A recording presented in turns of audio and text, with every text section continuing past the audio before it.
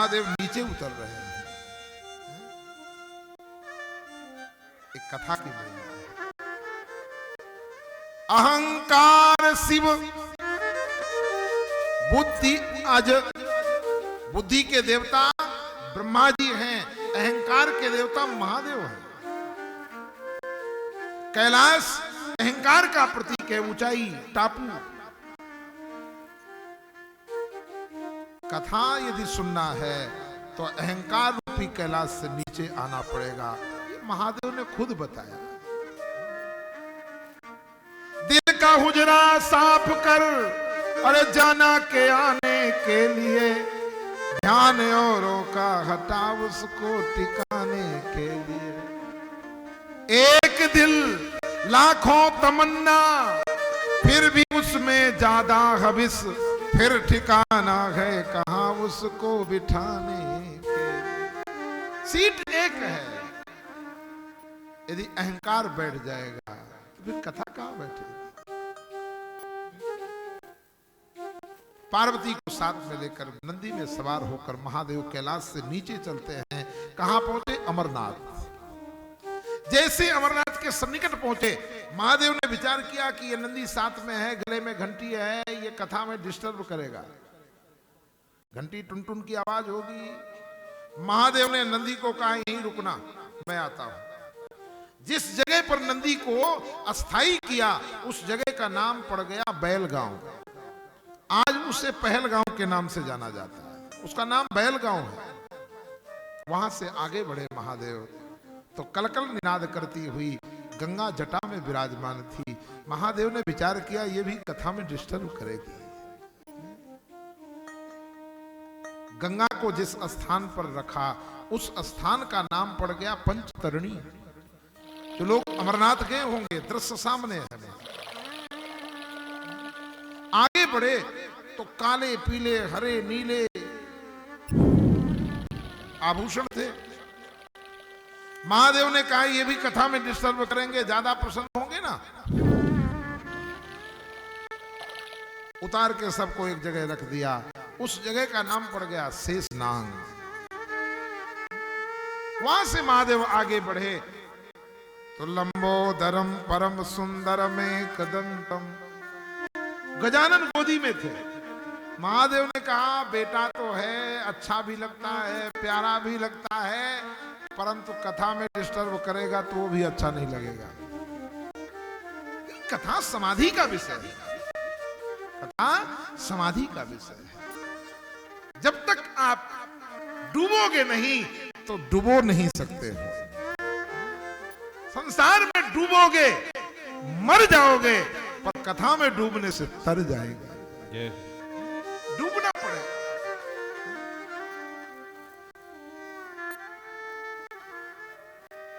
और महाराज शंकर जी ने विचार किया, गणेश जी को कहा देख भाई तू यहां बैठ, अभी आते हैं। जिस स्थान पर गणेश जी को बिठाया, उस स्थान का नाम पड़ गया गणेश टापू, जो अमरनाथ की गुफा के पास में ये, जहां गरम गरम जल मिलता है। 50 रुपया बाल्टी, नॉर्मल जल 50 रुपया बाल्टी रहता है, वो गरम है वहां का। वहां से आगे बढ़े, गुफा में प्रवेश करते हैं। यद्यपि वहां कोई जीव जंतु था ही नहीं, परंतु फिर भी महादेव ने डमरू का उद्घोष किया कि इस कथा को कोई अनाधिकारी ना सुन ले। पात्र के द्वारा वस्तु के गुण और दोष भिन्न भिन्न हो जाते हैं। अनाधिकारी कथा को सुन लेगा तो वो समाज में नाना प्रकार की विकृति पैदा करेगा। भगवान ने ऐसा किया तो हम, अरे तू कैसा कर रहा है, तुझे पता है भगवान ने क्यों किया, कैसे किया, कब किया, ये किस लिए किया, ये कारण कोई नहीं जानता, वो परमात्मा जानता है। पर परमात्मा की लीला में उंगली वही उठाता है अनाधिकारी। वही स्वाति की बूंद है, वही स्वाति की बूंद है। सीप पर पड़ती है तो मोती बनता है, जिसकी कीमत अनमोल है। कहां मिलता है, बड़े मुश्किल से प्राप्त होता है। तो बाजार में वो तो चल रही है दुकानदारी सबकी। सीप में पड़ता है तो मोती बनता है, वही स्वाति की बूंद केले के वृक्ष में पड़ती है तो कपूर का निर्माण होता है। वही स्वाति की बूंद यदि नाग के सर्प के मुख में पड़ती है तो पॉइजन बनता है। बूंद वही है पर पात्र के अनुसार गुण और भेद अलग अलग होते हैं। इसलिए कथा का पात्र होना बहुत जरूरी है। गूढ़ौ तत्व न साधु दुरामहि, आरत अधिकारी तहाँ पावहि। यद्यपि कार्पण्यता दोष है, गीता में भगवान कहते हैं अर्जुन को, खबरदार, कार्पण्य दोषोपहत स्वभावात्, पर भक्ति में कार्पण्यता शोभा है। भक्ति में कार्पण्यता शोभा है, क्योंकि जब तक हम कार्पण्य होकर के भगवान का यजन नहीं करेंगे तब तक वो परमात्मा मिलने वाला नहीं है। 6 प्रकार की जो शरणागति है उसमें कार्पण्यता को एक प्रकार की शरणागति बताया। आनुकूलस्य संकल्प प्रतिकूलस्य वर्जनम, रक्षस्तीत विश्वासो गोप्ति त्वं वर्णम तथा। आत्मनिक्षेप कार्पण्य खड़विदा शरणागति। 6 प्रकार की शरणागति में 6वें नंबर की शरणागति है कार्पण्यता। जो 4 प्रकार के भगवान के भक्त हैं, ज्ञानी, अर्थार्थी, जिज्ञासु, पर 4थे नंबर में आर्त।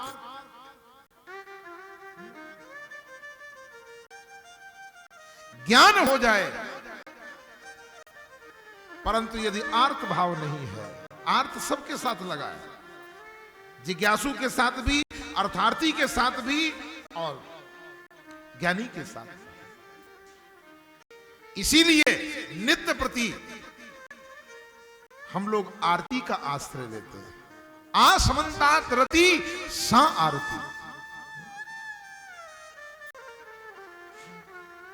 भगवान आतत्राण है जो आर्त की रक्षा करते हैं।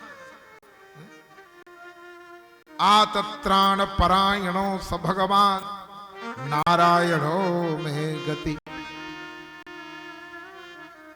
और महाराज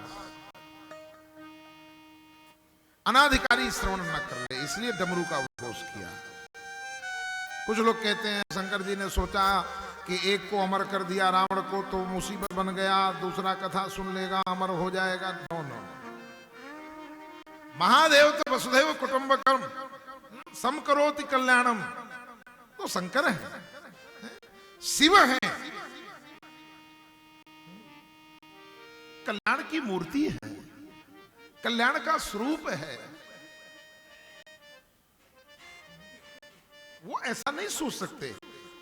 उन्होंने इसलिए उद्घोष, डमरू का उद्घोष किया कि अनाधिकारी ना श्रवण कर ले, ताकि कथा की गरिमा बनी रहे।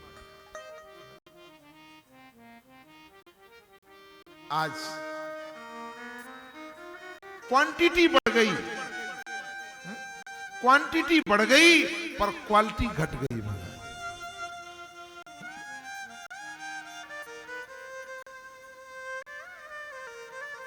और महाराज महादेव ने डमरू का उद्घोष किया। पहले तो कोई था नहीं, जो भी था सब पलायन कर गए। कथा प्रारंभ हुई। कथा में श्रोता हूं ज्यादा तो शांत बैठ के सुने, जब 2 ही हों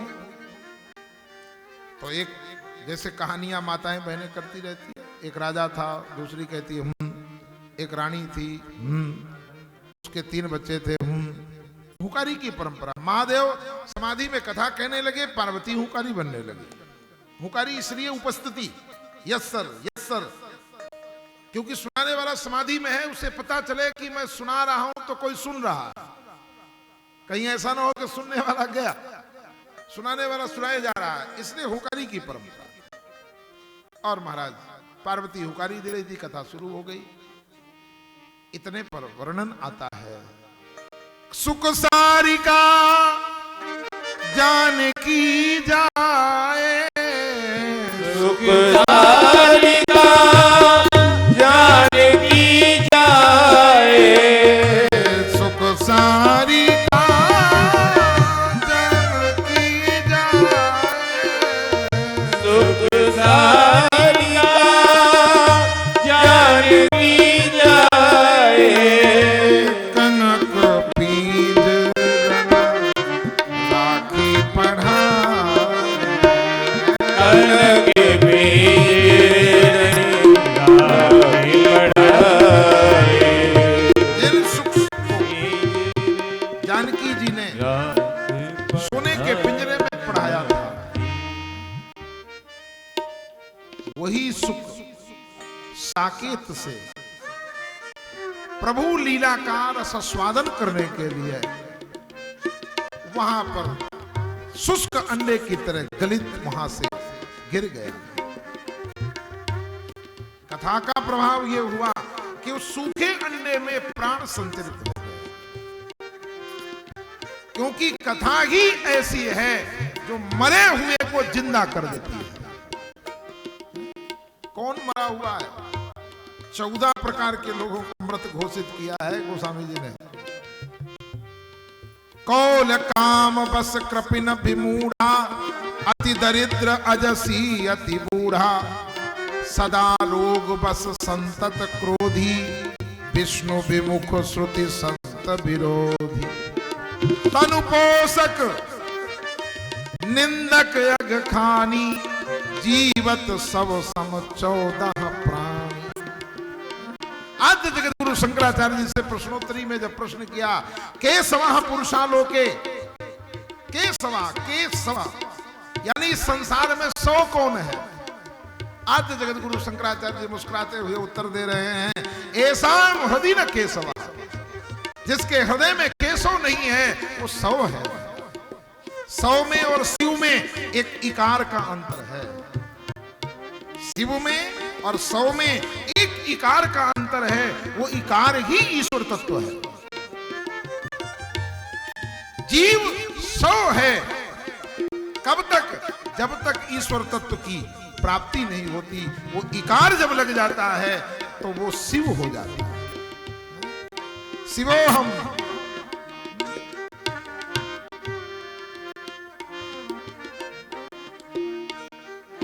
पर कथा ऐसी है जो मरे हुए प्राणियों में प्राण संचरित कर।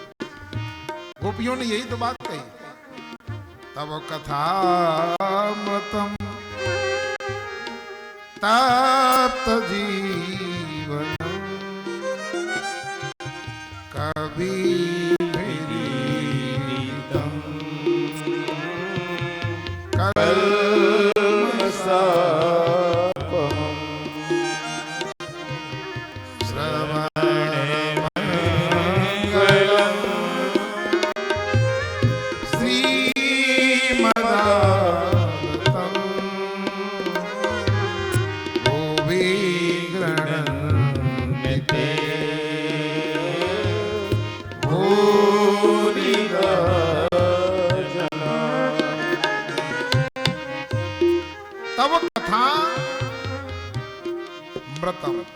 मृतम अमृतम तव कथा, मरे हुए को अमृतत्व प्रदान करती है आपकी कथा। मृत जीवनम अमृतम तव कथा।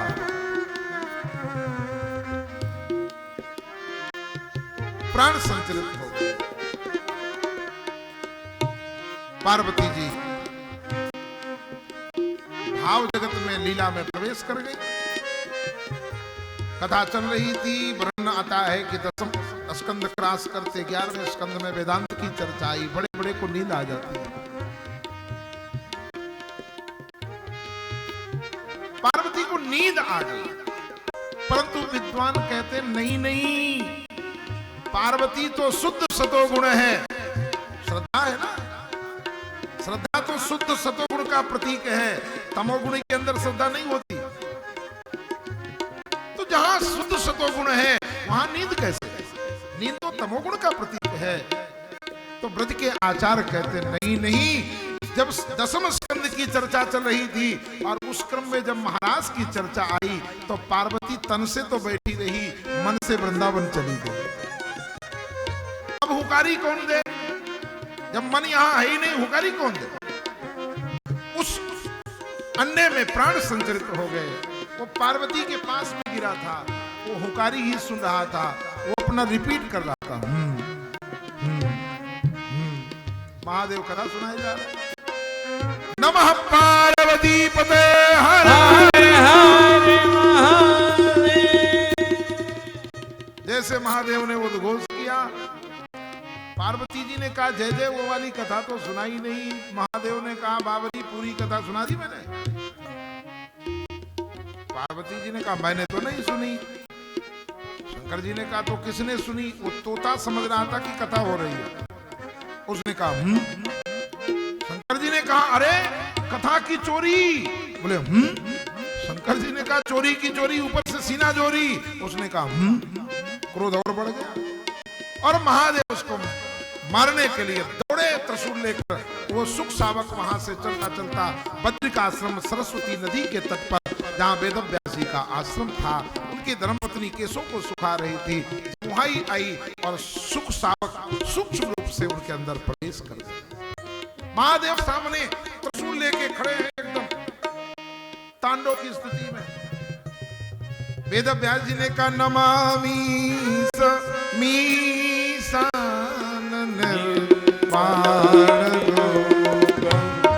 नमामि समीसान निर्वाण रूपम विभो व्यापकं ब्रह्म विभुं व्यापकं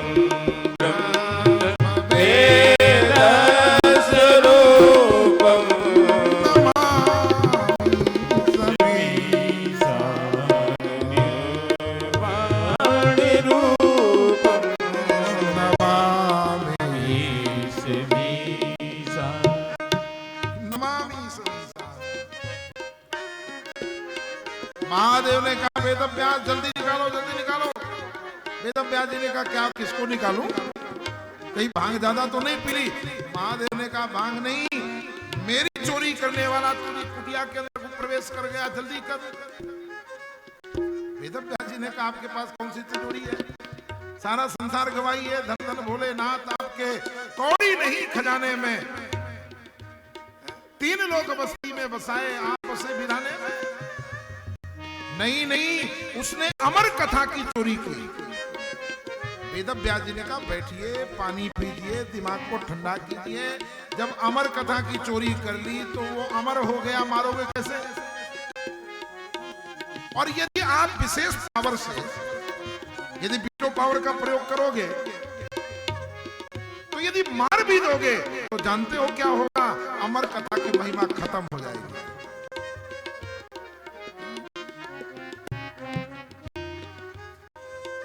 पर ध्यान दो, उसको मारने से पहले एक ब्राह्मण की पत्नी की हत्या करनी होगी। ब्रह्म हत्या का दोष लगेगा, अमर कथा की महिमा खत्म हो जाएगी। बताओ क्या करना चाहोगे? तो महादेव के जीवन का जो सूत्र है उसको निकाला। कोई है सोई जो राम रचि राखा, कोई है सोई जो राम रचि राखा, ओ कर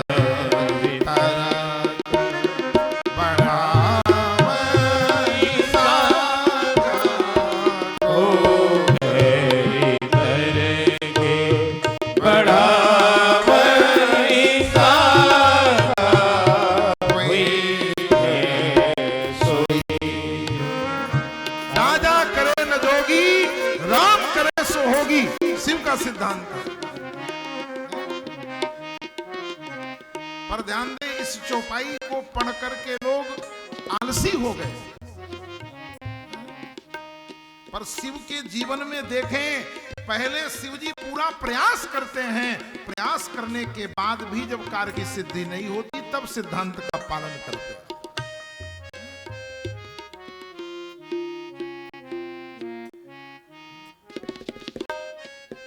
प्रयास करो, उसके बाद यत्ने कृते न सिद्धति कोत्र दोषा, फिर निरीक्षण करो।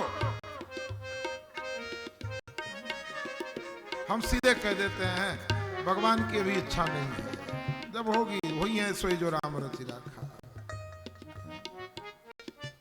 हम लोग बोल देते हैं अर्जी हमारी नाथ मर्जी तुम्हारी, पर अर्जी को देख तो लो ठीक ठाक है कि नहीं। अर्जी ठीक होगी उसकी तो मर्जी है महाराज। महादेव वापस आ गए। इधर साल बीत गया, सुखदेव जी बाहर नहीं निकल रहे। वेदव्यास जी कहते बेटा बाहर आओ। सुखदेव जी अंदर से आवाज कर रहे हैं पिताजी मैं बाहर तब तक नहीं आऊंगा जब तक परमात्मा मायापति मुझसे वादा नहीं करेंगे। क्या वादा? बोले वादा ये करेंगे कि सुखदेव मेरी माया का तुझ पर कोई प्रभाव नहीं होगा, तब निकलूंगा। नहीं निकला तो माया पकड़ लेगी। 12 वर्ष, कलयुग में तो एक कल्प होता है 12 वर्ष का। कोई भी साधन 12 वर्ष तक जब कंटिन्यू चलता है वो सिद्ध हो जाता है।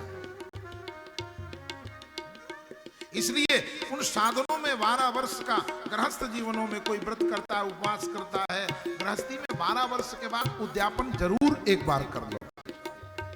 पर कुछ लोग उद्यापन करते इसीलिए हैं कि ताकि दोबारा न करना पड़े। लोग कहते हैं हमने तो एकादशी का उद्यापन कर लिया, अब तो मुक्ति हो गई। अरे उद्यापन करने के बाद फिर शुरू कर ले। यदि तेरे जीवन में व्रत नहीं होगा, नियम नहीं होगा, तो जीवन कैसा है? संसार से छुट्टी पानी है तो संसार का उद्यापन नहीं करता कोई कि आज 12 वर्ष हो गए संसार में रहते रहते, अब संसार को छोड़ो, परमात्मा का स्मरण करो। ये काम कोई नहीं करता। भगवान के भजन का उद्यापन करके शांत बैठ जाते हैं। भगवान ने आश्वासन दिया सुखदेव मेरी माया का तुम पर ही नहीं, तुम जिस पर कृपा कर दोगे उस पर भी माया का प्रभाव नहीं होगा। 12 वर्ष तक सुखदेव जी पेट में थे पर मां को कभी कष्ट नहीं हुआ, क्योंकि साधु वैसा चाहिए जो दुखे दुखावे ना, फूल पात छेड़े नहीं रहे बगीचे मां, कर्णयो करकारो बिभ्रदवासा कनक कविशं वैजयंती चमाला, रंध्राण वेणु धर सुदया पूर्णयन गोप वृंदे, वृंदारण्यम सुपरमणम प्राविशद गीतकी। जैसे स्वरूप का वर्णन सुना सुखदेव ने, समाधि खुली। फिर सुखदेव जी ने सोचा मैं तो बैरागी हूं, मुझे तो दुनिया की सुंदरता से क्या लेना देना है। फिर बैठ गए। दूसरा श्लोक ब्रह्मचारियों ने उद्घोष किया जिसमें स्वभाव की चर्चा थी। अहो वकीयम अस्तन कालकूटम जिघांसया पाय यदपसाध्वी, लेभे गतिम धातृचिताम ततोऽन्यं कंबा दयालु शरणं ब्रजे। वो पूतना जो विष लगा करके वक्षस्थल में भगवान को मारने के लिए गई, भगवान ने उसे मां की गति प्रदान की। देखो माला चढ़ाने वाले को सब आशीर्वाद देते हैं, पर पत्थर मारने वाले को भी जो आशीर्वाद दे उसे साधुता कहते हैं। कम्मा दयालु शरणम ब्रजेमो, ऐसा कृपालु दयालु कौन है जो विष पिलाने वाले को भी मां की गति प्रदान करे। प्रश्न ये उठा जब विष पिलाने वाली पूतना को भगवान ने मां की गति दे दी तो यशोदा का क्या होगा, उसे क्या देंगे? ध्यान से सुने, जो गोदी में भगवान को खिलाता है जो भगवान से प्रेम करता है, द्वेष करने वाले को गति देते हैं, परंतु जो भगवान का को प्रेम से भजता है, भगवान उसको कुछ देते नहीं हैं, भगवान उसके खुद हो जाते हैं। भगवान उसके खुद हो जाते हैं। तो बताओ फायदे वाला कौन है? जिसके भगवान हो गए। जब भगवान हो गए तो भगवान का सब कुछ हमारा। जब पूतना की कहानी सुखदेव के कान में पड़ी, समाधि खुल गई। ब्रह्मचारियों के पास में आए, कहा क्या सुना रहे हो, कौन क्या है ये? बोले श्लोक हैं। किसके श्लोक हैं? बोले पुण्य श्लोक के श्लोक हैं। कौन है पुण्य श्लोक? पुण्य श्लोक नलो राजा, पुण्य श्लोक युधिष्ठिर, पुण्य श्लोक वैदेही, पुण्य श्लोक जनार्दन। ये पुण्य श्लोक के श्लोक हैं। कहां से प्राप्त किया? बोले हमारे गुरुजी के पास 18,000 हैं। और सुखदेव जी चल पड़े। सुखदेव जैसा परमहंस भागवत के ये 2 श्लोक सुन करके और जंगल से